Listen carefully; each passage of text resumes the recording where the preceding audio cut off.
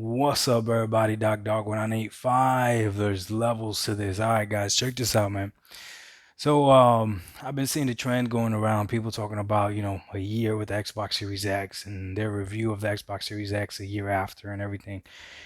And I figured, let me go ahead and try to make my video of my experience with the Xbox Series X because mine is a little bit unique coming from a slightly different perspective. I'm not sure everyone has heard before. Now, if you've been following me for a while, then obviously what I'm going to say is not new. You already understand why I purchased the Xbox Series X, but over the PS5. But if you're not, then let me know what you think about my situation and if you could relate to the situation and vice versa.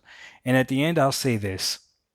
You can grab the situation that I'm in, flip it on the other side, and it would make perfect sense why someone would purchase a PS5 over Xbox Series X using the same logic that I'm using, okay?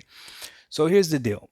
There was a few things when the Xbox Series X and the PS5 were announced that really caught my attention. I'll be the first one to admit to you that I'm not tech savvy or anything like that. As simple as they come. I don't have a problem being called simple. It is what it is. Okay? I like simplicity actually. So in my mind, 12 is more than, what is it, 10? Is that what the PS5 has? Teraflops, right? Okay. In my mind, when someone says the most powerful console, um, or the most powerful Xbox, that marketing scheme really gets me. In my mind, when I heard, I can't even pinpoint to you because I don't want to put this on anybody. This is strictly my fault. When I heard the Xbox Series X being compared to Nvidia graphics cards like 2080s, I felt for that. And even today, sometimes you'll see articles where these consoles are being compared to computer graphics cards. And I'm gonna tell you this from experience, okay? Don't believe that hype, don't believe that gimmick. It is not the same on so many different levels. On so many different levels, it is not the same.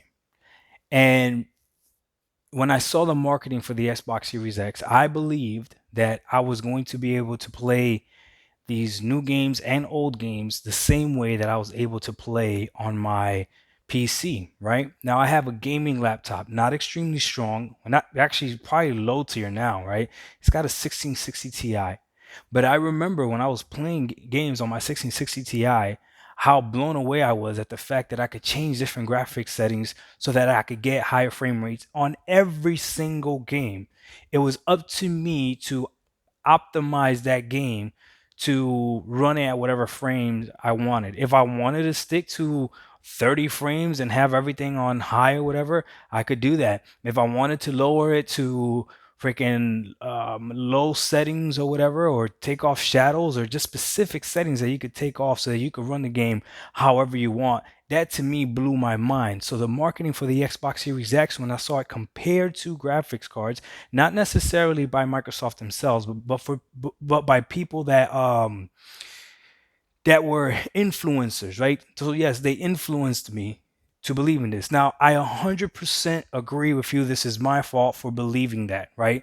No one's fault but my own for believing this, right? And I even got called out by by Griffin Gaming. Man, he made a video roasting me.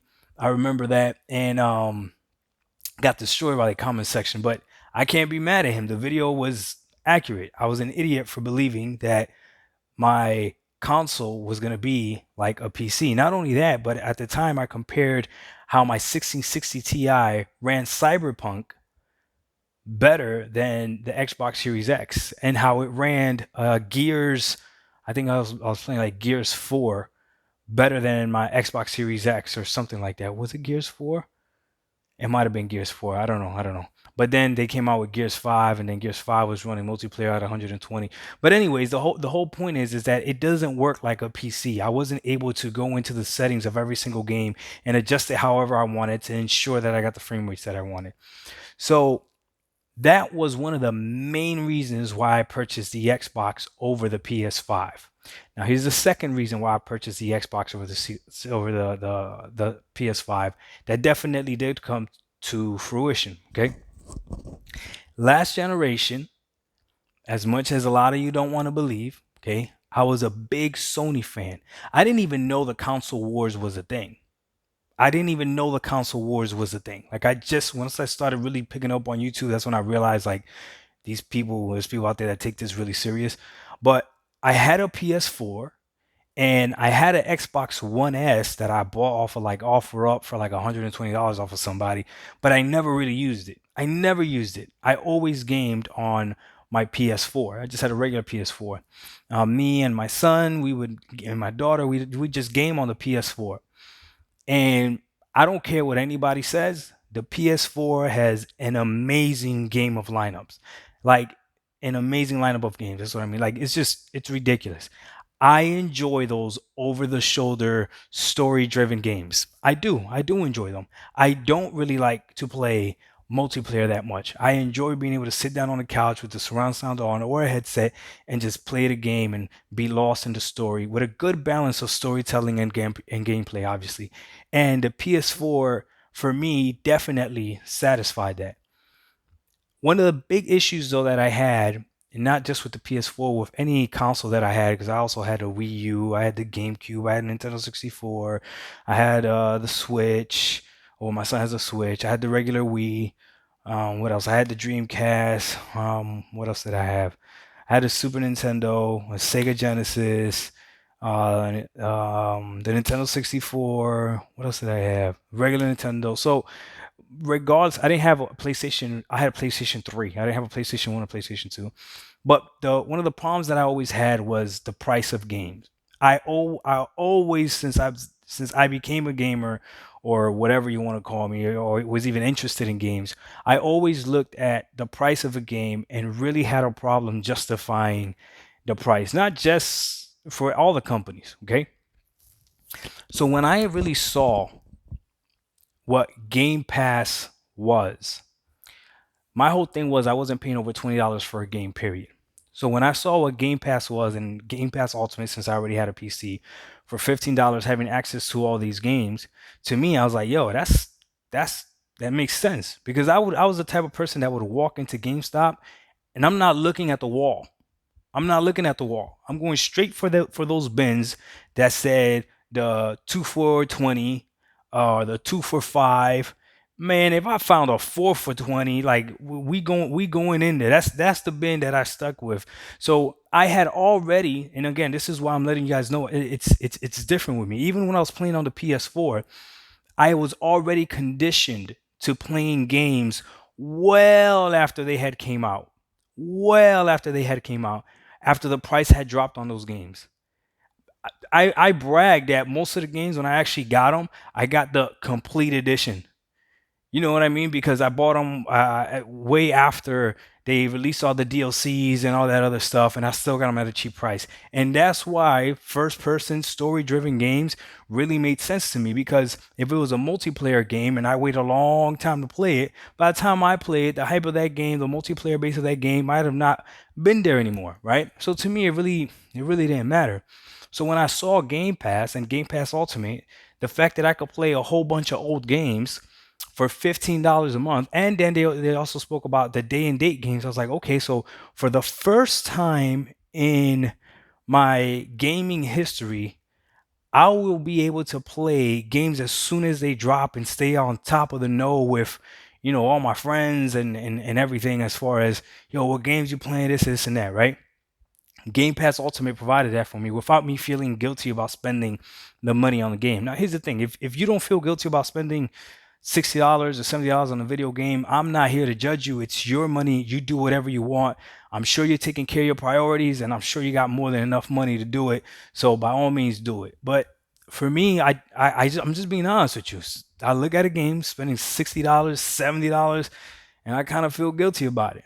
So Game Pass just felt right. $15 a month, get a whole bunch of games that I could play that are older games that I was already used to playing old games.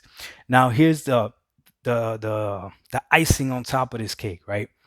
Not only am I playing these old games, but because I had played on PC and had a taste of playing on PC, I realized that old games on PC run great, right? So they don't feel old.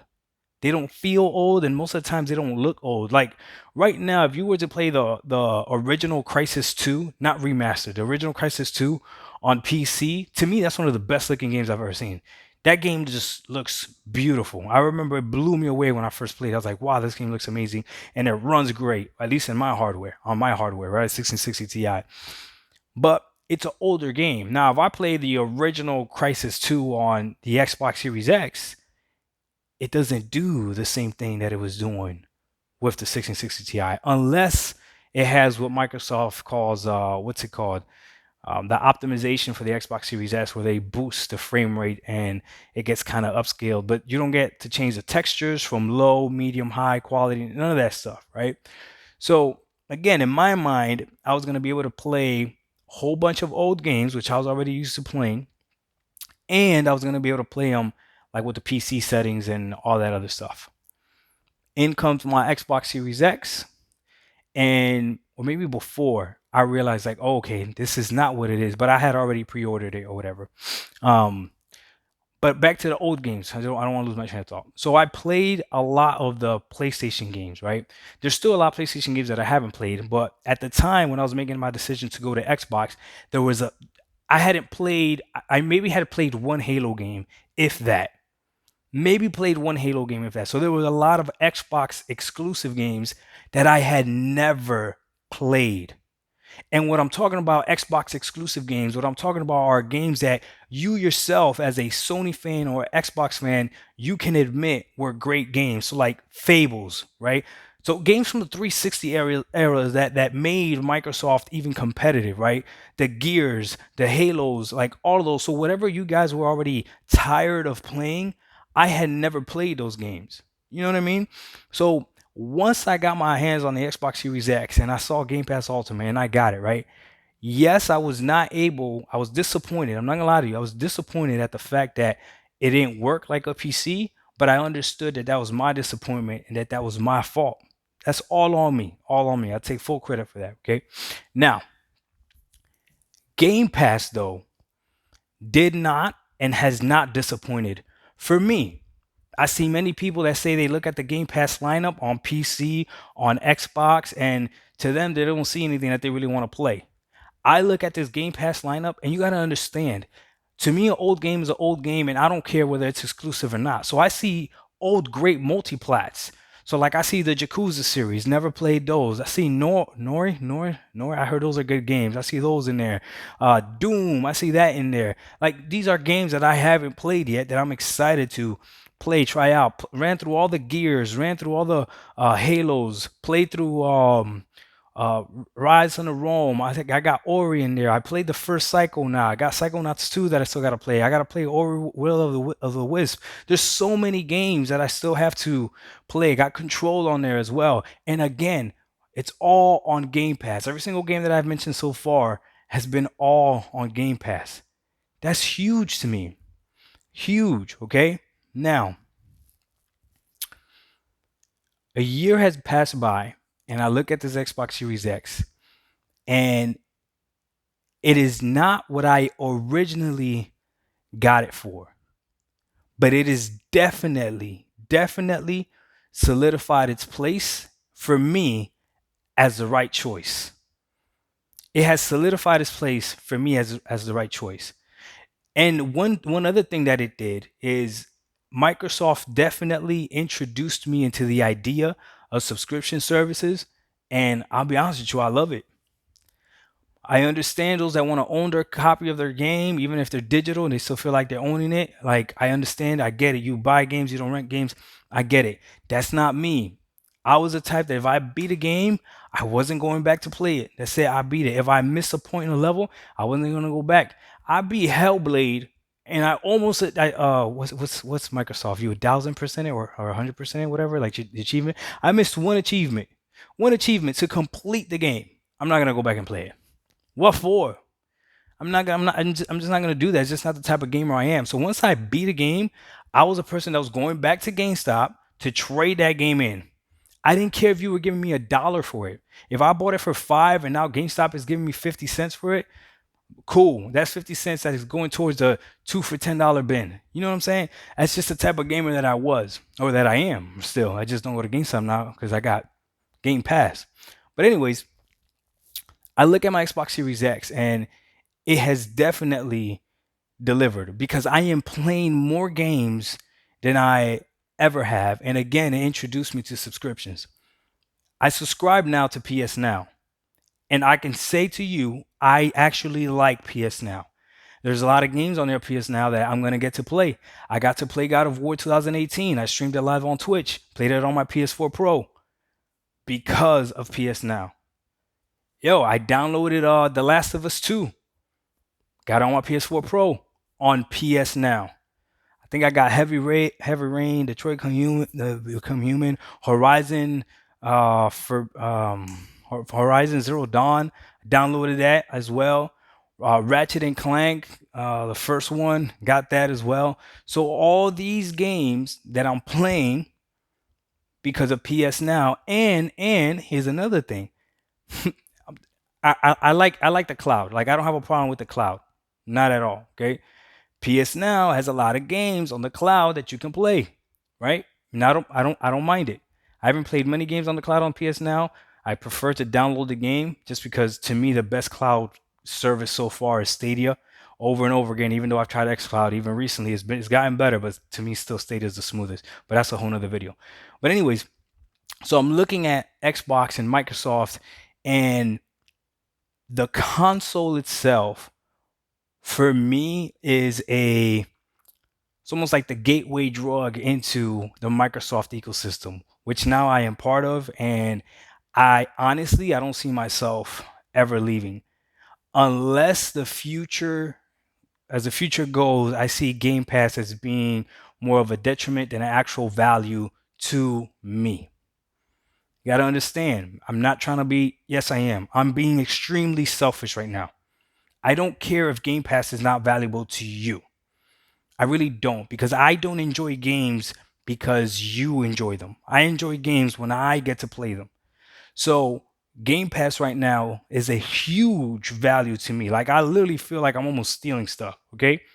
This game, Forza, I got it on the screen right now because I'm like addicted to it. Forza Horizon 5, I would have never played, would have never touched if I had to buy it.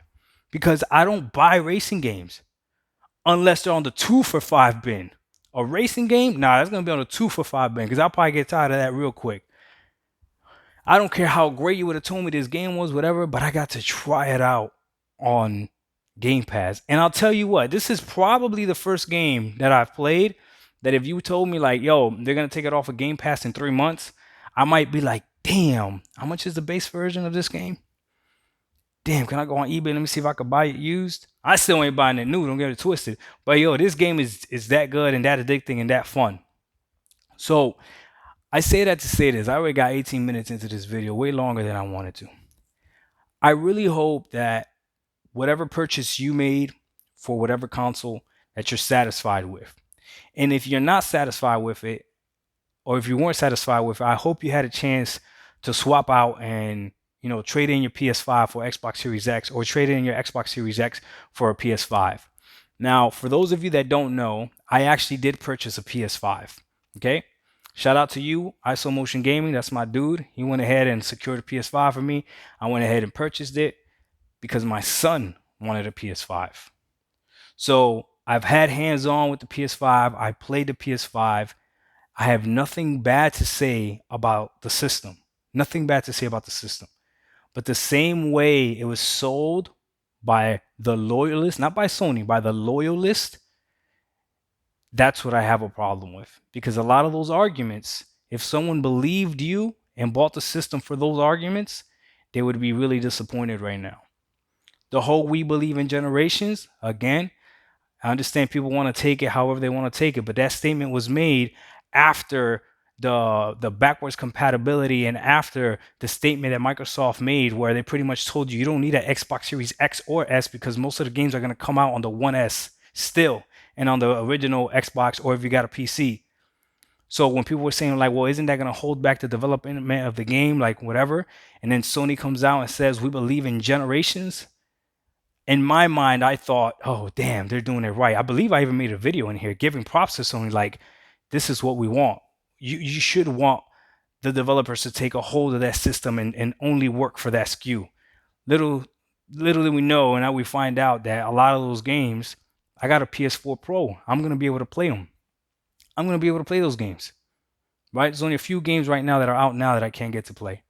So regardless, though, the PS5 is a good system. Again, I have nothing wrong with the PS5. My problem is not with Sony. Sony does make great games, and they're gonna come out with great games, but their identity is who they are, right? Over the shoulder, third person, story driven games. That's what they do, and there's nothing wrong with that. They make some of the best games ever doing it like that, right? Some of the best story driven games ever. Listen, God of War, the story of God of War. Now, obviously, I'm a father, so I'm gonna be biased towards it. And I love the toxic masculinity in that game. Like the dude shows no damn emotion. Like it's a great game. Gameplay wise, might have my nitpicks about it, but same thing with other games as well, right? I hope you are satisfied with the purchase that you made, because at this point, both of these consoles are difficult to get. The easier one to get is the Xbox Series S, and I'll be honest with you, since the beginning of this channel, I had a hard time recommending that to people because I don't know how long this system is going to last when games right now are already have to run at like 1080p or 900p, or different things are taken out of the game. And hopefully as the developers get better, they figure out how to use that system a lot better as well. But again, like I said at the beginning of this video, I don't know too much about the technical savviness of it, so I went ahead and got the most powerful one. I got the Xbox Series X, so I wouldn't have to worry about that stuff. It's been a year. Microsoft has single-handedly made me more of a gamer than I've ever have. Microsoft has allowed me to experience more experiences, more diverse experiences than the PlayStation has. And again, I love Sony, love PlayStation. These are just facts, though. I'm playing games that I would have never played. I've allowed myself to subscribe to PS Now as well. I've opened up my mind as a gamer because of Microsoft. And they are working on xCloud. To me, they seem like the more consumer friendly company, regardless of why they had to do it. A lot of people say, well, Doc, it's because they had to do it. They got destroyed last generation. That's good for me. Why do I care about that? That's good for me. The last point I'm going to make before somebody makes it. Again, selfish. I don't care how much Microsoft has sold. I don't care how many Xbox they have sold. I don't care how many people are subscribed to Game Pass. As long as I'm having fun and I'm paying for this. So my money is what I care about. I'm paying for this. That's what I care about. That's why it's the same reason why I call out Microsoft when I say, where the hell are these tools? I call out Microsoft when I see games running on the PS5 better than on the Xbox Series X when the Xbox Series X is supposed to be the more powerful one. Like, I call them out for it because I don't care about it. Yes, I'm an Xbot this generation because Microsoft and Xbox is the best place, hands down, to play. Unless you're only playing Returnal and Ratchet and Clank. The best place to play, the best value to play games is definitely the Xbox Series X because it's seamless between playing on Xbox Series X, playing on PC, playing on the cloud. Dog, we getting games day and date. Like, come on now. It is the best value. Again, to me. Dog 1985. There's levels to this. So I'm going to end the video saying this. This was way longer than I wanted it to be. But I mean, it's a year with the Xbox Series X. If it sounds to you like I'm not fully convinced about the Xbox Series X, I can look you in your eyes and tell you this, okay? I am disappointed. I am disappointed in the whole power narrative. I take full responsibility for believing that power narrative. But I am surprisingly, what's the word I'm looking for? Happily, no, that's not the word I'm looking for. What's the word I'm looking for? Abundantly satisfied overly satisfied with my Game Pass experience and even more satisfied with the overall Xbox ecosystem, which is exactly what they want to do. And Sony, whether you want to believe it or not, is looking at the Xbox ecosystem and they want to figure out a way to do the same thing, which is, before you lose your mind, which is to get more players to play their games. A list came out talking about, I don't know how accurate it is, I just saw it, so don't kill me for it, talking about the top 10 games that are played on the PS5. 8 out of the top 10 were all multi-plat games. So you're not buying a PS5 for the exclusives. And if you're playing those multiplayer games or those multi-plat games, hopefully you got them at a good price. Hopefully they're free to play games. And if they're not,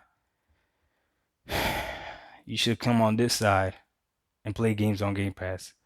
Dog 1985. Yo, there's levels to this. Best place to play is on this side. No if, ands, or buts about it. We'll see next year. You want to Returnal again? That's ridiculous. We out. Peace.